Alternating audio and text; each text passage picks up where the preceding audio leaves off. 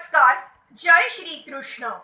Embellishing text 8, text 9, text 10, text 11 and text 12 of chapter 14, The Disappearance of Lord Krishna of first canto creation of Srimad Bhagavatam. Text 8. Api devarshina dishtah sa kalo ayamupasthitah yadatmano angama kridam bhagvanutsi srukshati.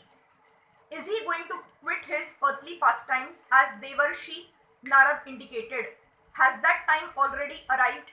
As we have discussed many times, the Supreme Personality of Godhead, Lord Shri Krishna, has many plenary expansions, and each and every one of them, although equally powerful, executes different functions. In Bhagavad Gita, there are different statements by the Lord, and each of these statements is meant for different plenary portions or portions of the plenary portions.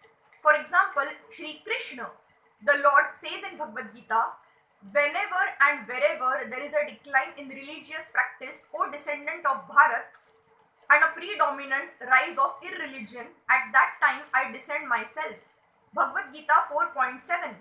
To deliver the faithful, to annihilate the miscreants, and also to re-establish the principles of occupational duty, I appear in every age.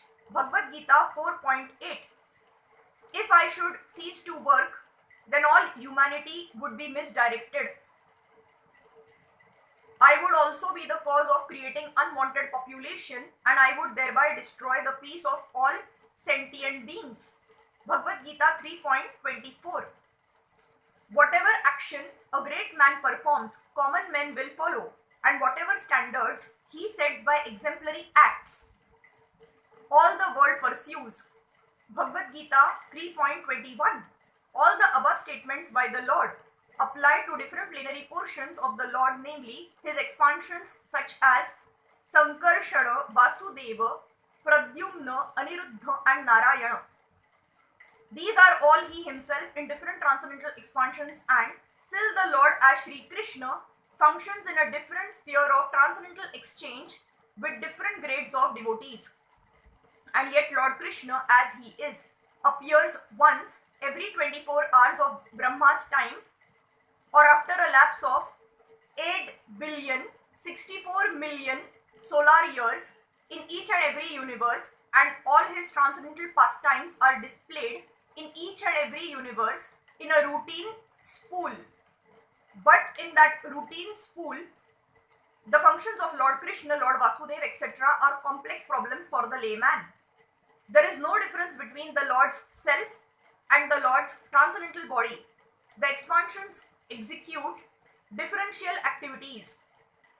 When the Lord, however, appears in his person as Lord Shri Krishna, his other plenary portions also join in him by his inconceivable potency called Yoga Maya, and thus the Lord Krishna of Vrindavan is different from the Lord Krishna of Mathura or the Lord Krishna of Dwarka.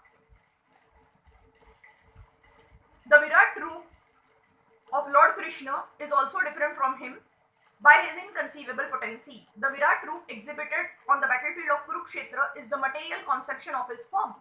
Therefore, it should be understood that when Lord Krishna was apparently killed by the bow and arrow of the hunter, the Lord left his so-called material body in the material world. The Lord is Kaivalya, and for him there is no difference between matter and spirit, because everything is created from him.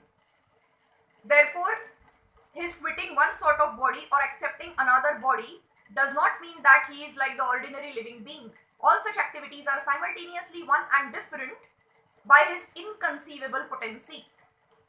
When Maharaj Yudhishthir was lamenting the possibility of his disappearance, it was just in pursuance of a custom of lamenting the disappearance of a great friend.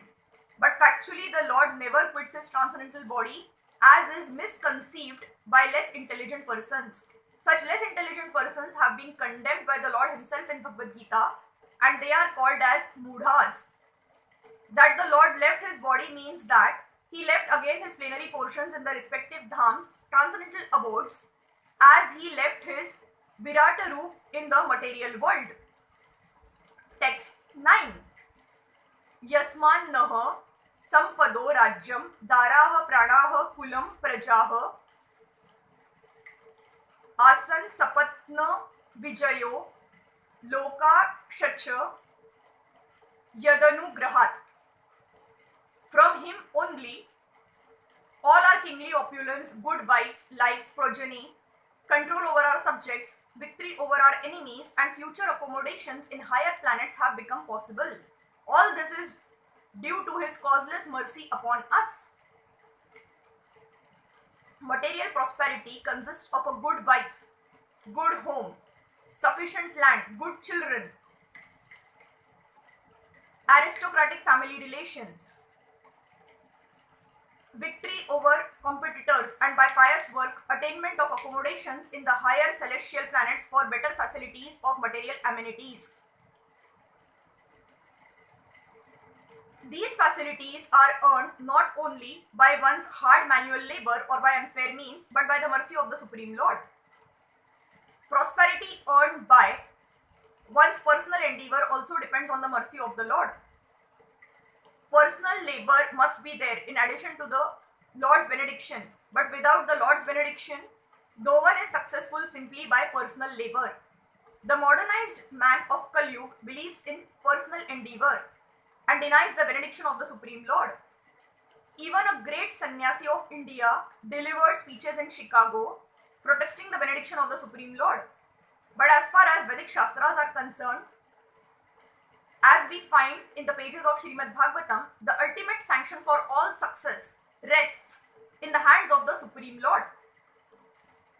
Maharaj Yudhishthir admits this truth in his personal success, and it behooves one to follow in the footsteps of a great king and devotee of the Lord to make life a full success. If one could achieve success without the sanction of the Lord, then no medical practitioner would fail to cure a patient. Despite the most advanced treatment of a suffering patient by the most up-to-date medical practitioner, there is death, and even in the most hopeless case, without medical treatment, a patient is cured astonishingly. Therefore, the conclusion is that God's sanction is the immediate cause for all happenings, good or bad. Any successful man should be grateful to the Lord for all he has achieved. Text 10. Pashyot patana narvyagra divyan bhauman sadaihikan darunan shamasato adurada bhayam no buddhi mohanam. Just see, O man with a tiger's strength, how many miseries due to celestial influences, earthly reactions and bodily pains, all very dangerous in themselves, are foreboding danger in the near future by deluding our intelligence. Material advancement of civilization means advancement of the reactions of the threefold miseries due to celestial influences, earthly reactions and bodily or mental pains. By the celestial influence of the stars, there are many calamities like excessive heat, cold, rains or no rains, and the after effects are famine, epidemic and disease. The aggregate result is agony of the body and the mind. Man-made material science cannot do anything to counteract these threefold miseries. They are all punishments from the superior energy of Maya under the direction of the Supreme Lord. Therefore, our constant touch with the Lord by devotional service can give us relief without our being disturbed in the discharge of our human duties. The Asuras, however, who do not believe in the existence of God, make their own plans to counteract all these material threefold miseries, and so they meet with failure every time. The Bhagavad Gita 7.14 clearly states that the reaction of material energy is never to be conquered because of the binding effects of the three modes.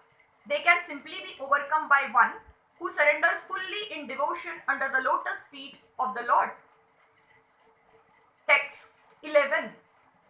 Urvakshi bahavo mahayam sfuran tyanga punaha punaha vepathu shachapi hrudaye arada dasayanti vipriyam. The left side of my body, my thighs, arms and eyes are all quivering again and again. I am possessing heart palpitations due to fear. All this indicates undesirable happenings. material existence is full of undesirables. Things we do not want are forced upon us by some superior energy. And we do not see that these undesirables are under the grip of the three modes of material nature. When a man's eyes, arms and thighs quiver constantly, one must know that something is going to happen which is undesirable. These undesirables are compared to fire in a forest. No one goes into the forest to set fires, but fires automatically take place in the forest, creating inconceivable calamities for the living beings of the forest. Such a fire cannot be extinguished by any human efforts. The fire can be extinguished only by the mercy of the Lord, who sends clouds to pour water on the forest. Similarly, undesirable happenings in life cannot be checked by any number of plans. Such miseries can be removed only by the mercy of the Lord, who sends his bona fide representatives to enlighten human beings and thus save them from all calamities. Text 12. Shivai shodayanta madityamabhirotya nalanana mamanga sarameyo ayam bhirebhatya bhiruvata. Just see, O Bhim, how the she-jackal cries at the rising sun and vomits fire, and how the dog barks at me fearlessly.